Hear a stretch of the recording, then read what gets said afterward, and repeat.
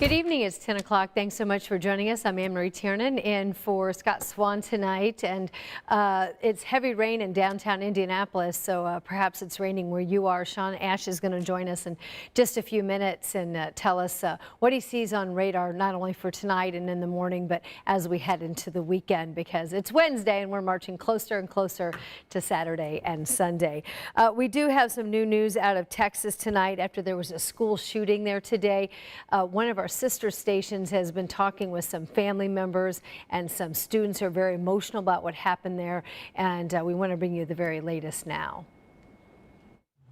It has been an emotional, traumatic day for students, parents, and teachers. What started off as an ordinary school day ended up with students hiding under desks on lockdown for hours.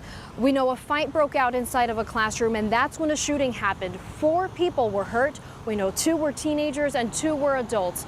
A boy is in critical condition tonight, a 15-year-old boy. We know the suspect is in custody, and parents are hugging their kids a little tighter. I mean, we're scared. We're scared. We just want to go in and get our kid. Parents pulled off of the side of a highway in tears after an active shooting at Timberview High School in Arlington Wednesday morning. We're not okay. We're not okay, and this is not okay. This has got to stop. Arlington police say the shooting was not a random act of violence. What we believe happened preliminary is that there was a fight between a student and another individual in a class, and a gun was used, and there are 4 victims. Parents flooded this performing arts center in Mansfield, where students arrived in buses. They were desperate to reunite with their kids. Keely Wade is a student. She hid and prayed with her teacher. God's with us, and He's here to protect us. Sorry. Forgive your baby. It's okay. Mom, what was it like for you to hear that? I was at work. It was very scary because my husband teaches there too. And I wasn't sure if they were going to come home. Police searched for the suspect, 18-year-old Timothy Simpkins, for several hours. He's now in custody after turning himself in. What are you going to do when you get home? We're going to hold them tighter. I'm thankful because today could have ended so much differently than what it did. We heard that same message from so many parents who are feeling an overwhelming sense of relief tonight, glad that nobody lost their lives today. The suspect is facing multiple counts of aggravated assault with a gun, and tonight he's in jail. In Arlington, Texas, I'm Adriana De Alba. Thanks so much, Adriana. Now let's talk a little bit about the weather here. We had a real scare here at the station. It felt like a lightning strike. It was, if it did not hit somewhere, it was close. I'm still kind of like, I was going toward the back door to shoot some weather, some rain video, and I could hear almost like a little buzzing sound, I thought, coming from one of our light fixtures. And about that time, I mean, boom. As close as I've ever been, I can assure you of that. I mean, it kind of, startled me, definitely. And want to show you a live Doppler 13 radar. These are not severe storms. They don't have to have severe wind or hail. These storms are either waking folks up or they're keeping folks up. Christian Park neighborhood took a hit over there. I had a couple people tell me that yes, big bolt shook them here. And so that's what's going on if you were trying to go to bed here. Not a complete shock by any stretch.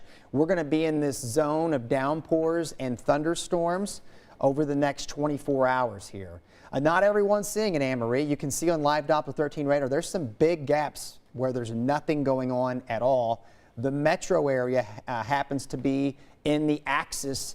And if you're asking yourself, wait a minute, these storms are actually moving toward the northwest. Seems kind of an odd movement. Well, there's this low pressure system that's over Missouri, and we talked about this yesterday, counterclockwise. So we're on the eastern side. Bottom line, these storms are going to be moving from southeast to northwest. Also, notice what's happening across Tennessee and Kentucky. I mentioned this yesterday. I mentioned it on our evening shows. The possibility to spin with this thing could produce some funnel clouds here. That is a possibility for tomorrow. And in fact, the rotation with some of the downpours and thunderstorms in Kentucky prompted tornado warnings. I don't want to completely rule that out tomorrow. I think most of what we're going to have is what we're having now. But late afternoon, very early evening, some of these storms and even just showers, because of the spin with this upper low, could cause some of the showers to spin. The cloud bases are really low to the ground, so I will not be surprised if we get some reports of funnels tomorrow. I hope we don't get tornado warnings, but I'm not going to completely rule that out either until this system can get east of us, and that will happen late Friday, and that sets us up for a quiet but warm weekend, and I'll have all the details on that at 11.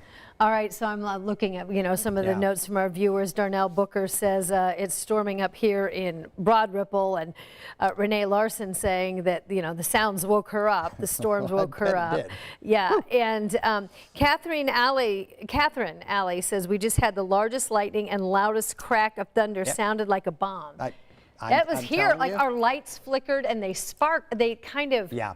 like, So there's a lightning researcher that I converse with on Twitter. He seems to think, this dude has data crazy.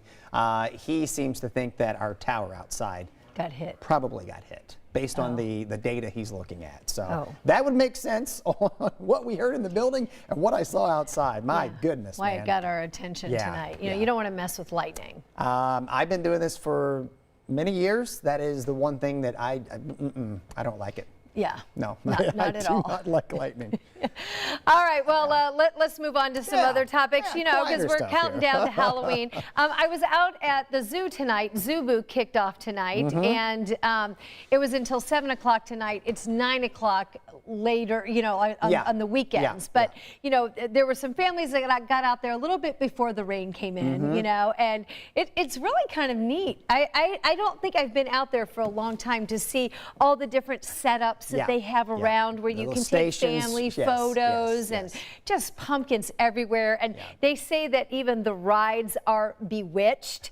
And so that one of the things is that the carousel goes in the wrong direction, Okay. that's Yeah, under a yeah, spell sure, of yeah, I sorts like or that. something. So that was kind of fun. And we were talking yesterday, and that runs through Halloween night. And Yeah. we've been talking about, the peeps, the Halloween peeps. And now the researchers from Brock's and some Okay, other companies sure.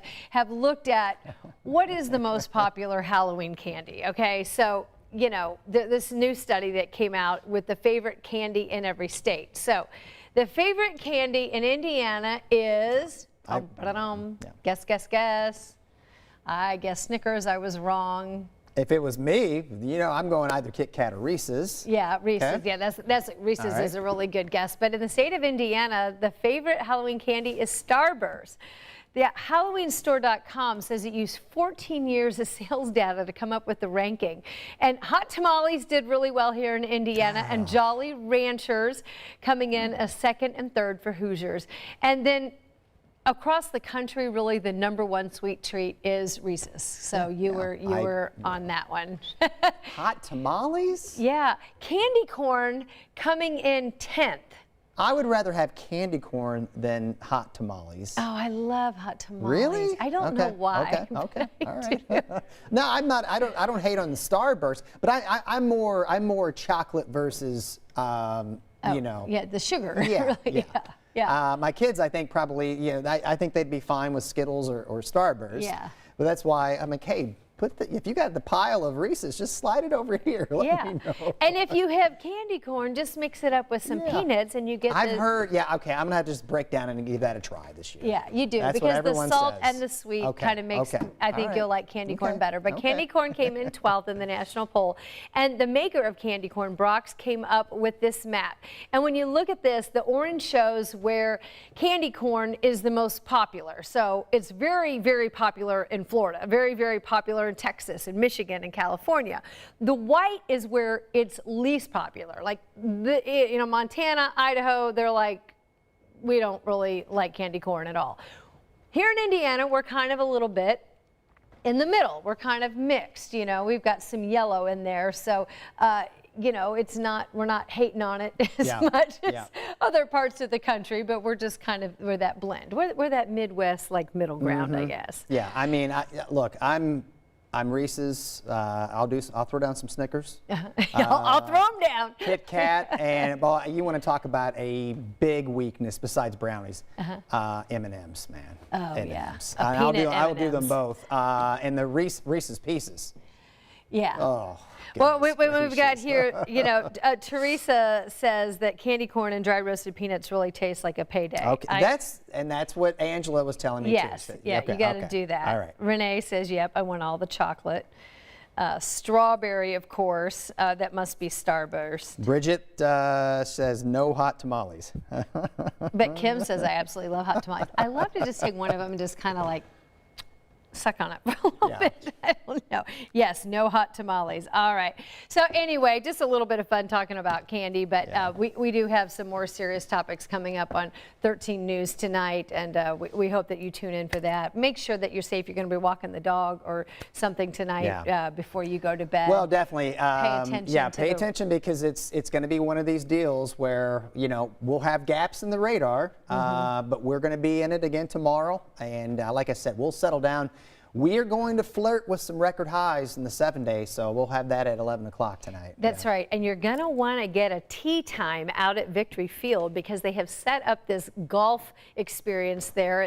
It's not Top Golf, it's not baseball, but it's more like Top Golf than anything else. Kind of a hybrid, yeah. Yeah, and really cool. It really is, and I went out to Victory Field to check that out tonight, and it's here Thursday, Friday, Saturday, and you need to have a tee time. You can't just show up Yeah. there and expect to be able to get on, especially when the forecast looks so great for Saturday.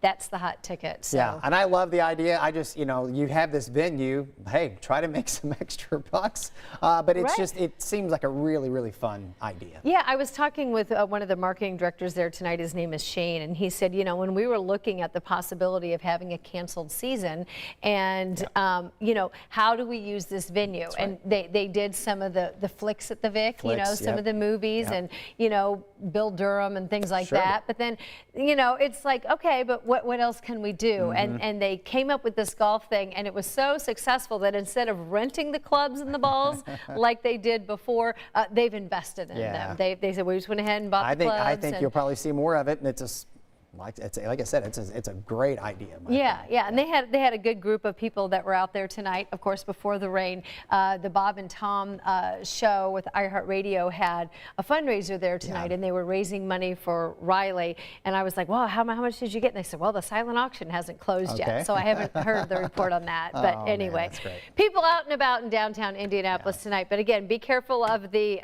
lightning risk. And thanks for watching, and hope you tune in and join us back tonight, right here on 13 at 11.